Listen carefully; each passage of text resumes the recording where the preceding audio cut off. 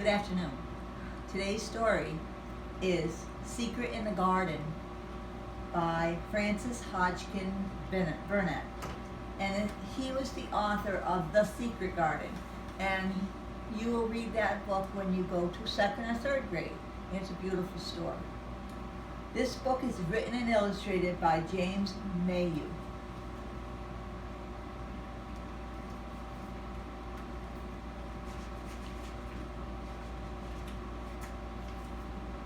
Secret in the Garden.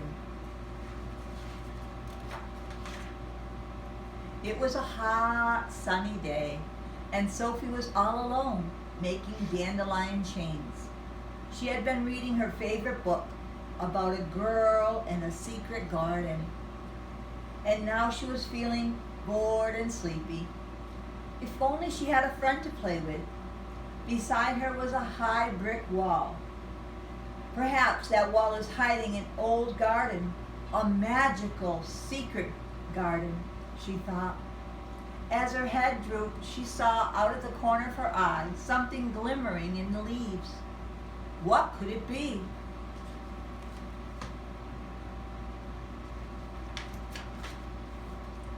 It was a robin carrying a key in its beak. He swooped down and dropped the key into Sophie's hands. "Where did this key come from?" she asked. "Somebody will be looking for this."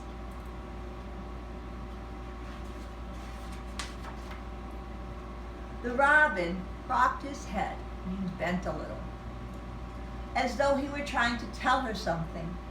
Then he flew over to the wall. Sophie followed, holding the key. And there, hidden behind the ivy, was a door with a window. Standing on tiptoe, Sophie peeked through and saw something hiding in the garden beyond. What could it be?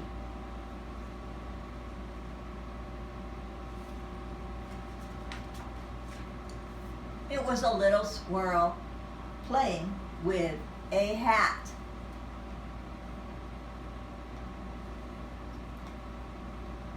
"That hat's too big for you," Sophie said, giggling. "Somebody will be looking for this."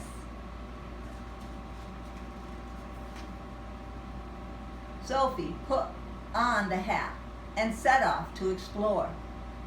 The robin led the way, and the squirrel scurried around beside her.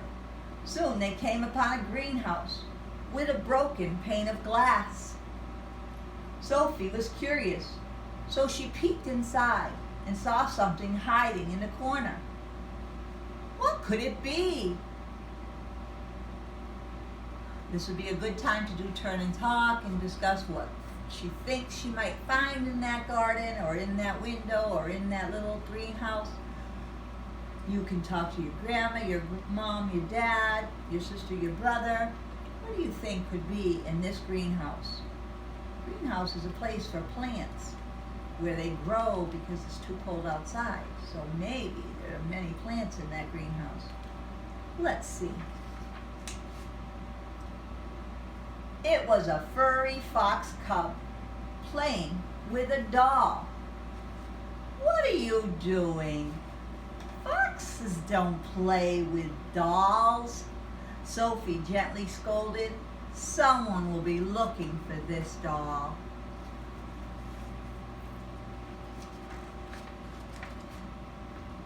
As she made her way through the garden, Sophie felt sure that there was something waiting for her around each corner.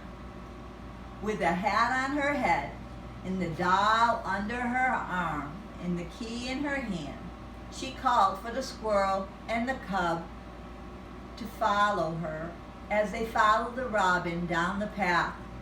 Soon they came to a rose garden. Sophie peeked through the thorny bush and saw something hiding among the rosebuds. What could it be?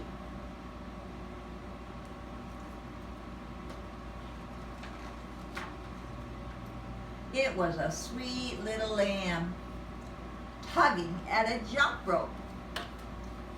"Can you jump rope?" "I wish I could." But I'm sure it doesn't belong to you, little lamb, Sophie said, laughing. Somebody will be looking for this jump rope. Suddenly, a high-pitched whistle filled the air, and the fox cub scampered off into the orchard. He looked around to see that Sophie, the squirrel, and the lamb were following. Sophie peeked up into one of the trees and saw someone hiding in the branches. Who could it be?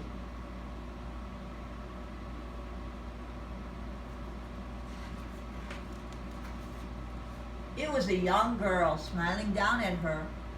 The two girls looked at each other, and Sophie said, "I'm Sophie, and I found all of your friends with your things. And now I found you." As she climbed down, the girl replied, "I'm Mary, and I've been waiting for you to find me for a long, long time." So Sophie and Mary, the robin, the squirrel, the fox, the lamb, they played in the garden. And Mary taught Sophie how to jump rope.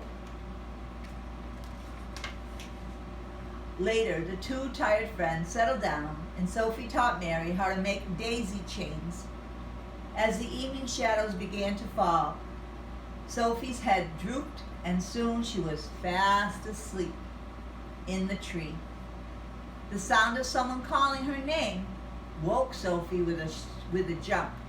Who could it be?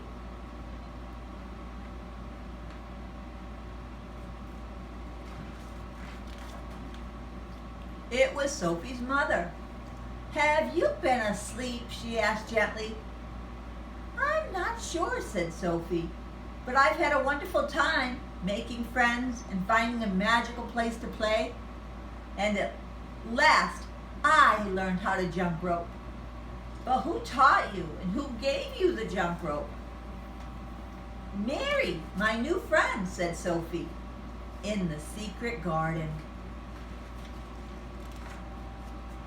The end. Now, when we read our stories, we ask many questions about the story. Like, what or where was the setting of the story? Where was the setting of this story? It was in the title. It was in the garden. And who were the main characters of the story? Think through and see if you can think of them. And I think I'm going to ask you tomorrow if you can remember. What was the title of the book? And who was the author? What was your favorite part of the story? And it would be great if you could write about that today. Write a sentence or two or three about the story. What did Sophie do in the story? What happened first? What happened next? What happened at the end of the story? How did the story end? Was Sophie really asleep? Did she dream that? Or was her friend Mary really there? And the animals and the toys? Think about those questions, and we'll talk about it again tomorrow. Bye-bye.